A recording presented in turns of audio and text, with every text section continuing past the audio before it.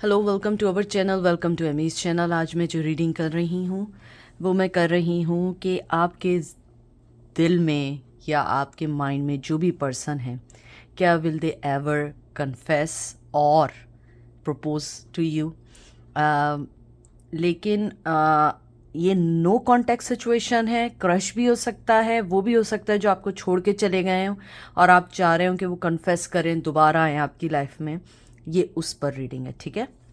लेकिन ये totally no confess totally no contact plus उनके लिए जिनका क्रश है किसी पे, क्या वो कभी प्रपोज करेंगे या नहीं। मैं एंजल विजडम टैरो यूज़ कर रही हूँ, कलेक्टिव जर्नल रीडिंग है और मैसेजेस फ्रॉम द मरमिड से मैं आप लोगों के मैसेजेस निकालूंगी। प्लीज़ जो चीज़ रेजोनेट करे वो लीजिएगा, जो चीज़ रेजोनेट ना करे वो मत लीजिएगा। अगर आपको कोई कहे कि एमी आपको पर्सनल रीडिंग ऑफ़र कर रही है, वो मैं बिल्कुल नहीं हूँ। वो बिल्कुल एक स्कैम है, ठीक है। तो चलते हैं और देखते हैं कि आप जिसके बारे में सोच रहे हो वो आपको कभी कन्फेस या आपको प्रपोज करेंगे या नहीं करेंगे, कोई प्रपोज़ल उनके जहन में है आपके लिए या नहीं है।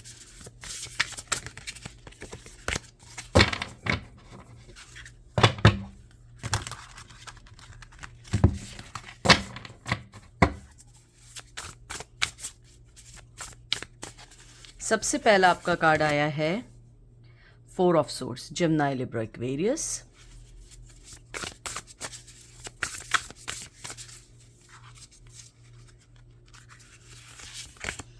10 of swords, Gemini, Libra, Aquarius. बहुत बहुत ठंडे मिजाज के पर्सन है, बहुत बहुत सोच के फैसला लेने वाले पर्सन है, बहुत बहुत सेल्फिश भी कह सकते हैं। I am sorry. एस ऑफ वंस, टॉरस, विर्गो, कैप्रिकॉर्न। मैं आपको अगर बिल्कुल सच बताऊं, मुझे पता है बहुत सारे लोग शायद नाराज़ भी हों, लेकिन जो सच है वो सच है। सच आंखें बंद करने से सच ख़त्म नहीं हो जाता है, सच सच रहता है। तो मुझे लगता है कि राइट नाउ उनका आने का भी कोई ऐसा इरादा नहीं है, क्योंकि वो हालांकि 4 ऑफ सोर्ड्स है, लेकिन मैं इसको हर्मिट भी लेती हूँ। मुझे लगता है कि राइट नाउ वो अपने आप को किसी चीज़ के लिए अलाउ नहीं कर रहे हैं। वो जहाँ पर भी हैं, जैसे भी हैं, पहले उन्हें अपने कहते हैं ना कि उनकी जो बैक पर चीज़ें चल रही हैं, जो उनकी लाइफ में चीज़ें चल रही हैं, या जो उनकी ज़िंदगी में बहुत सारी ऐसी चीज़ें हैं जिनको ख़त्म करना है, वो उनके ख़त्म होने का इंतज़ार करना है। हालांकि उनके दिल में ये है कि आपको कुछ ना कुछ देना है, ऑफ़र करनी है, but right now they are not, क्योंकि उन्हें लगता है कि आपके साथ उनकी ज़िंदगी अच्छी गुजर सकती है। मुझे लगता है शायद मनी वाइज जब भी वो आपके साथ रहे हैं या रही हैं, उनका मनी वाइज बहुत अच्छा रहा है, उनकी लाइफ में बहुत बड़े बड़े चेंजेस आए। मुझे लगता है कि आपका पर्सन इस टाइम हर टाइप के ड्रामे से दूर रहना चाहता है, हर टाइप के ड्रामे से। उन्हें लगता है कि मुझे अपनी लाइफ में वो बहुत सारी चीज़ें सही करनी है जो ऑलरेडी बहुत सारी गलत हो चुकी हैं।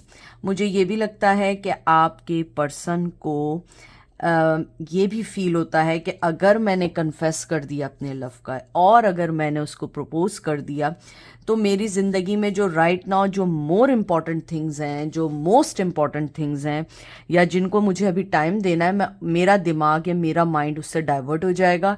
और राइट नाउ मैं मोहब्बत या प्यार करने की पोजीशन में नहीं हूँ, क्योंकि मेरी ज़िंदगी में बहुत सारी चीज़ें हैं जिनको सही करना है। मुझे ये भी लगता है कि आपकी ज़िंदगी में भी कैरियर वाइज बहुत चेंज आ रहे हैं या चेंज आने वाले हैं, और आपके पर्सन की लाइफ में भी बहुत चेंजेस आ रहे हैं, और उन्हें लगता है कि आप भी एक ट्रांसफॉर्मेशन की मोड में हैं, वो भी एक ट्रांसफॉर्मेशन में चल रहे हैं। तो उन्हें लगता है कि right now they don't have to be कि आपको राइट नाउ वो कहीं स्टॉप ना कर दें, कहीं वो आपको कहते हैं ना कि आप आगे निकल रहे हैं तो आपको पीछे ना घसीट लें या पीछे ना कर लें, क्योंकि उन्हें लगता है कि अभी उन्हें कोई भी ड्रामा नहीं चाहिए। शायद आपको भी कोई ड्रामा अपनी ज़िंदगी में नहीं चाहिए। और मुझे ये भी लगता है कि उस पर्सन को ये बात अच्छे से पता है कि आपके पास अब उनके ड्रामों की कोई जगह नहीं रही है।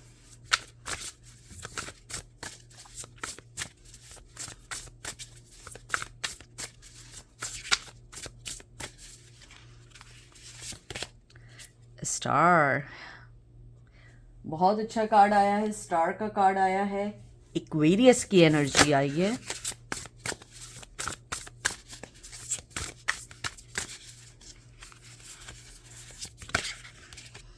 Five of cup, cancer, Scorpio, Pisces. मुझे लगता है कि वो आपके पास शायद इस वजह से भी नहीं आ रहे हैं, या कन्फेस नहीं कर रहे हैं, या प्रपोजल नहीं दे रहे हैं, या प्रपोज नहीं कर रहे हैं, कि उन्हें ये फीलिंग्स हैं कि आप ज़िंदगी में आगे निकल चुके हैं। आपकी ज़िंदगी में फोकस बहुत सारी अदर चीज़ों में है, नॉट जस्ट कि आप सिर्फ उसी पर्सन का सोच रहे हो।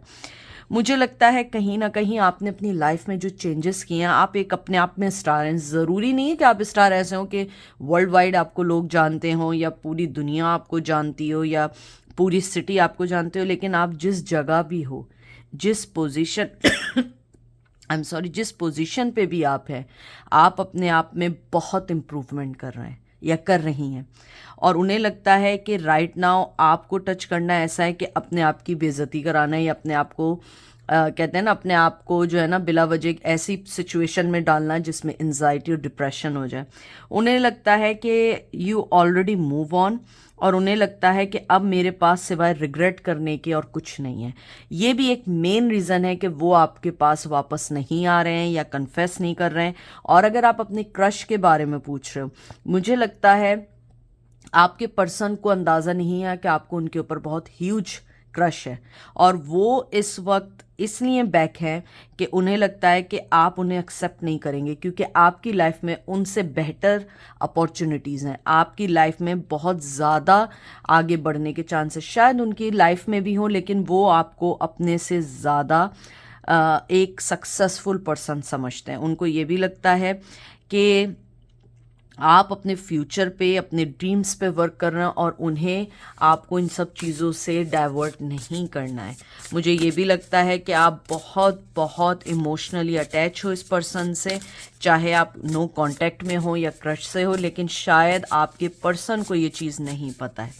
अगर आप अपने किसी ऐसे एक्स के बारे में पूछ रहे हो जिसके साथ आपकी सेपरेशन हो चुकी है और आपके किड्स हैं, तो मुझे लगता है कि वो इस वक्त सिवाय लॉस्ट के कोई फील नहीं कर रहा है। लॉस्ट इन दैट सेंस कि वो खुद लॉस्ट है, चाहे मेल हैं या फीमेल हैं, जिसके भी बारे में आप पूछ रहे हो, कि वो अपने आप में ही लॉस्ट है कि मैंने क्या किया लाइफ में, मैंने क्यों ऐसे सिचुएशन की, क्यों मैंने ऐसे डिसीजंस लिए। और शायद कहीं ना कहीं उन्हें लगता है कि हमारा अलग रहना बेहतर है, आपकी लाइफ के लिए भी और उनकी लाइफ के लिए भी, क्योंकि हो सकता है कि आप दोनों के दरमियान अब इतनी अंडरस्टैंडिंग ना रही हो, या हो, लेकिन शायद वो समझते हैं कि आपके जहन में या माइंड में है कि अब वो अंडरस्टैंडिंग नहीं है, जिसकी वजह से आप उस पर्सन के पास वापस जाएं।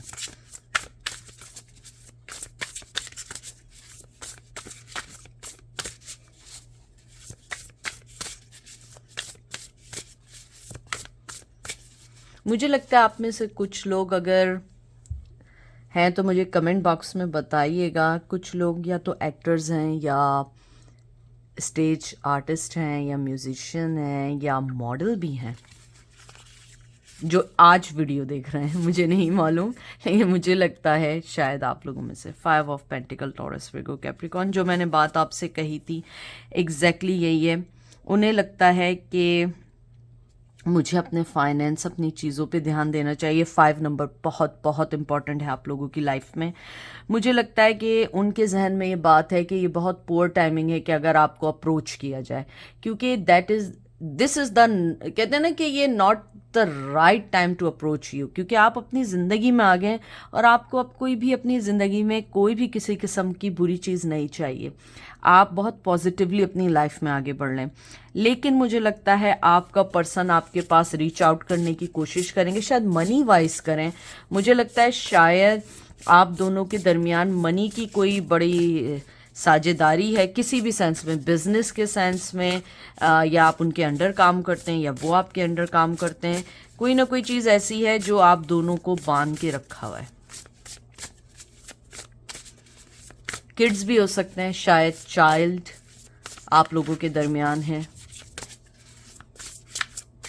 उसकी शायद उसकी परवरिश या उसकी अपब्रिंगिंग के लिए, मनी के लिए आप लोगों को एक दूसरे की हेल्प करनी है। 10 ऑफ वंस में पक्का 10 of cup cancer Scorpio Pisces, मुझे लगता है फैमिली सिचुएशन भी है। मुझे लगता है कि आपके पर्सन के जहन में बहुत स्ट्रांगली है। मुझे यहाँ दो सिनेरियो बहुत स्ट्रिक्टली आ रहे हैं। या तो आप अपने किसी एक्स पार्टनर का पूछ रहे हो जिसके साथ आपके बच्चे हैं और उन्हें लगता है कि आपको अब अप्रोच करना बेहतर नहीं है क्योंकि आप उनके किड्स की टेक केयर कर रहे हो और जो चीज़ चल रही है इसको ऐसे ही चलने दें। नंबर 2 ये है कि या आप मैरिड हैं या वो मैरिड हैं, या आप दोनों ही मैरिड हैं या आप में से कोई एक मैरिड है। उन्हें लगता है कि ये राइट टाइम नहीं है आप लोगों को टच करने का या अपनी मोहब्बत का इजहार करने का। और मुझे ये भी लगता है अगर आप अपने क्रश के बारे में पूछ रहे हो तो वो मैरिड है और आपको लगता है कि ये राइट चीज़ नहीं है उसे अप्रोच करने के लिए। मुझे ये भी एक लगता है कि शायद आप लोग किसी लीगल बैटल से चल रहे हैं और आपके पर्सन को लगता है कि अगर अब वो अपने मोहब्बत का या अपनी किसी चीज़ का कन्फेस आपसे कर देगा तो शायद आप ये ना समझ बैठें कि आप केस से पीछे हट रहे हो। ये कुछ लोगों के लिए मुझे मैसेज आया है। यानी अगर मैं देखूँ ना तो energy all over the place है, क्योंकि अगर आप देखो तो मुझे यहाँ पे बहुत सारे मैसेजेस आ रहे हैं। मुझे लगता है मेरी आज बहुत मिक्स व्यूवर्स हैं जो आज वीडियो देख रहे हैं, क्योंकि मुझे बहुत स्ट्रांगली ऐसा आ रहा है कि जैसे कोई पेरेंट है जो अपने एक्स पार्टनर के बारे में पूछ रहा है, और अगर ऐसा नहीं है तो आप फेल इन लव हैं ऐसे पर्सन से जो शादीशुदा है या मैरिड है और वो आपको कन्फेस नहीं कर पा रहा है। शायद बहुत अच्छी फ्रेंडशिप है, दोस्ती है, बहुत अच्छा सब कुछ है, लेकिन शायद वो आदमी या पर्सन मेल और फीमेल आपको कमिटमेंट नहीं दे रहे हैं और वो अपनी फैमिली को नहीं छोड़ सकते हैं। और ये भी हो सकता है कि कुछ लोग ये सोचते हैं कि आप मूव ऑन हो चुके हैं, आपको टच करना गलत होगा। ये लास्ट कार्ड हम निकालेंगे हर्मिट। देख लीजिए विर्गो, जब ये कार्ड आया था 4 ऑफ सोर्ड्स, मैंने आपसे क्या कहा था कि मुझे हर्मिट की एनर्जी बहुत स्ट्रांगली आई और लास्ट कार्ड आपका आया है क्वीन ऑफ कप। तो मुझे इन दोनों कार्ड्स को देख के बहुत स्ट्रांगली लगता है कि आप जहाँ पर भी हैं वो भी वहीं पर ही हैं। वो अपने आप को उन्होंने एक जगह पे बाउंड कर दिया है और वो किसी चीज़ को टच नहीं करना चाहते हैं। और नंबर 2 बात ये है कि आपको वो बहुत प्यार करते हैं, चाहे मेल हैं फीमेल हैं, लेकिन अभी उन्हें लगता है कि हमें इन चीज़ों का सोचना नहीं है, इन चीज़ों में आगे नहीं बढ़ना है, इन चीज़ों के बारे में हमें कोई भी डिसीजन नहीं लेना है। आपका पर्सन अपने आप को फाइंड आउट कर रहा है कि उसे कैसे आगे बढ़ना है, उसे कैसे हर चीज़ के बारे में सोचना है। मुझे लगता है कि अपने आप को उन्होंने दूर कर दिया है आपसे, क्योंकि उन्हें लगता है कि अभी ये राइट चॉइस नहीं है, लेकिन वो आपसे बहुत प्यार करते हैं। और प्यार ये वो वाला प्यार नहीं समझिएगा कि आई एम सॉरी टू से, आपको पता है कि मैं 18+ वाली रीडिंग्स नहीं करती हूँ। ये वो प्यार नहीं है जो एक फिज़िकल लव होता है, ये रूह वाला प्यार है, ये जो सोल लव कहते हैं। आपके साथ उनके इमोशंस हैं और वो ये सोचते हैं कि आप जितना अंडरस्टैंड उन्हें करते हैं कोई नहीं कर सकता है। शायद कभी कभी आपके साथ ऐसा भी हुआ हो लाइफ में कि वो आपसे कुछ कहना चाह रहे हो, यू ऑलरेडी नो, आप टेलीपैथिकली या एनर्जी वाइज उनके साथ हमेशा कनेक्ट रहते हो और उन्हें लगता है कि पहले मुझे अपने आप को पहचानना है कि मुझे चाहिए क्या।